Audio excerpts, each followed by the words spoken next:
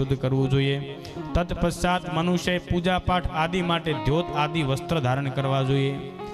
ભગવાનના પૂજનમાં ફરજિયાત ધોતી પહેરવી જોઈએ। ધોતી પહેર્યા વિના મનુષ્ય પૂજા કરે તો એ પૂજા ભગવાન સ્વીકારતા નથી, શાસ્ત્રોમાં કહ્યું છે। એટલે ફરજિયાત ધોત વસ્ત્ર ધારણ કરવું જોઈએ। સાથે સાથે ઉત્તરીય પણ ધારણ કરવું જોઈએ। એક ધોતી જે આપણી કમરથી નીચેના ભાગના જે વસ્ત્ર છે, એ જે કમરથી નીચેના ભાગને જે વસ્ત્ર દ્વારા આચ્છિત કરે છે, ધોતી છે, એ ધોતી ધારણ કરવી જોઈએ। અને બીજું ઉત્તરીય, આપણે પૂર્વ દિશા તરફ મુખ રાખીને ઊભા રહીએ એટલે આપણા શરીરની ઉત્તર દિશા બાજુનો જે ભાગ હોય એ ઉત્તર દિશા બાજુના ભાગને ઢાંકવા માટે ઉત્તરીય માણસે ધારણ કરવું જોઈએ। ઉત્તરીય એટલે ખભા પરનો ખેસ, એને એ રીતે ધારણ કરવો જોઈએ। આ રીતે આમ નથી, પેલાના તમે ઘણા લોકો જોયા હશે, આ રીતે આમ ધારણ કરે, જેનાથી કરી ઉત્તર બાજુનો જે ભાગ છે ઢંકાઈ જાય, એને ઉત્તરીય ધારણ કર્યું કહેવાય। ઉત્તર દિશા, ડાબી બાજુ પોતાના શરીરની ડાબી બાજુ ખેસ રાખવો જોઈએ। ઘણા લોકો જમણી બાજુ રાખે, એવું વિધાન નથી।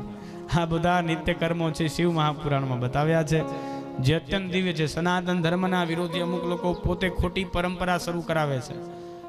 કથા વ્યાસપીઠ ઉપરથી નામ ન લેવાય, પરંતુ એવા ઘણા બધા મોટા મોટા મહત્પુરુષો અત્યારના કહેવાતા, જે ખોટી ભ્રામક વાતો કરી અને સ્વયં પોતે, અમુક લોકો એવા છે, આપણે ત્યાં આદિ અનાદિકાળથી ભગવાનની જય બોલાવે છે, પરંતુ ઘણા લોકોએ જય ન બોલાવવાની પરંપરા શરૂ કરી અને આ રીતે ઉત્તરીય વસ્ત્ર આદિ પણ ઊંધા ધારણ કરવાની શરૂઆત કરી છે, જે શ્રેષ્ઠ નથી। એટલે ઉત્તરીય ધારણ કરવું જોઈએ। ઉત્તરીય અને ધોતી વિના સ્નાન, સંધ્યા, પૂજા પાઠ બધું જ વ્યર્થ છે।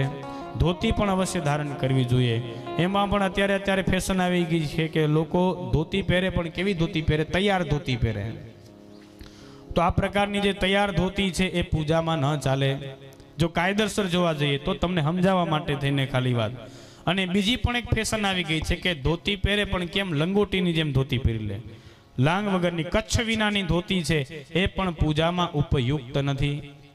હા, પાટલી સહિત 5 પાટલીઓ વાળી ધોતી સનાતની હિન્દુ લોકોએ ધારણ કરવી જોઈએ। આપણે ત્યાં હિન્દુ પરંપરામાં આ રીતે એમ છૂટી ધોતી છે ધારણ ન કરવી જોઈએ।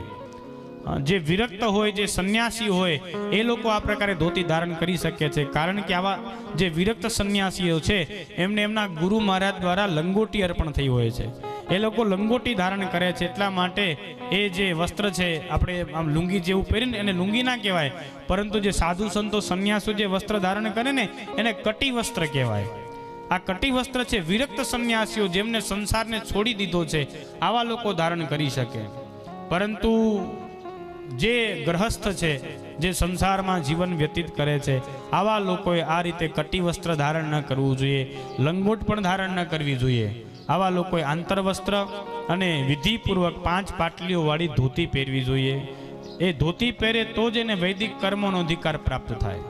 શાસ્ત્રોમાં, આપણે ત્યાં સ્મૃતિ ગ્રંથોમાં એવું કહ્યું છે કે જે વ્યક્તિ આ રીતે કચ્છ વિનાની ધોતી ધારણ કરે છે તો આવો વ્યક્તિ પૂજા પાઠનો તો અધિકારી નથી, પરંતુ ભયંકર દૂષિત થાય છે।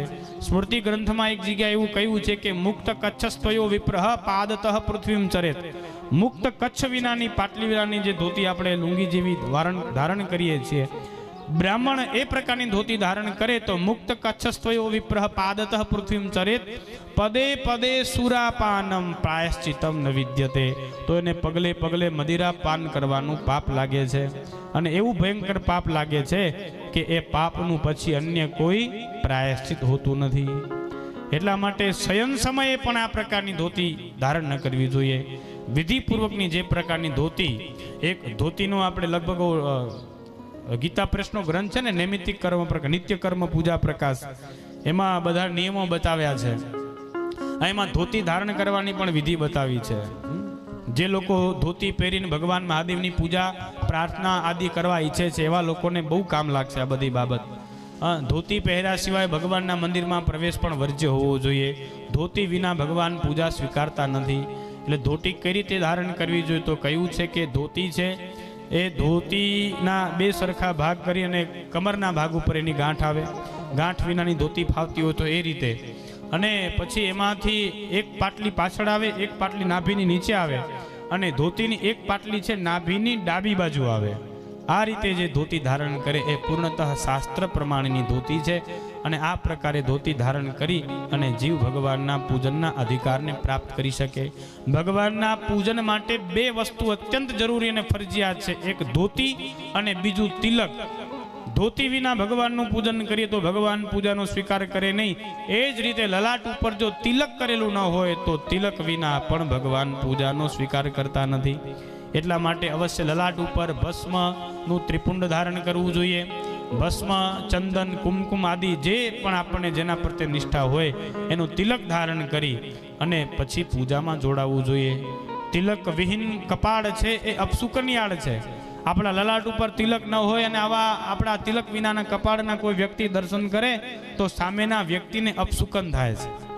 પરંતુ અત્યારે મહારાજ આપણને આમ તો બધી જ બાબતો મહત્વની છે. હજી એક વાત કહી દઉં, જે રીતે ધોતી વિના પૂજા ભગવાન સ્વીકારતા નથી, જે રીતે તિલક વિના ભગવાન પૂજા સ્વીકારતા નથી, એ જ રીતે શિખા વગર પણ ભગવાન પૂજાનો સ્વીકાર કરતા નથી. શિખા પણ ફરજિયાત હોવી જોઈએ, કારણ કે ભગવાનના પૂજનના પ્રારંભે ભગવાનના પૂજન વિધિ અંતર્ગત બધા ન્યાસ બતાવ્યા છે.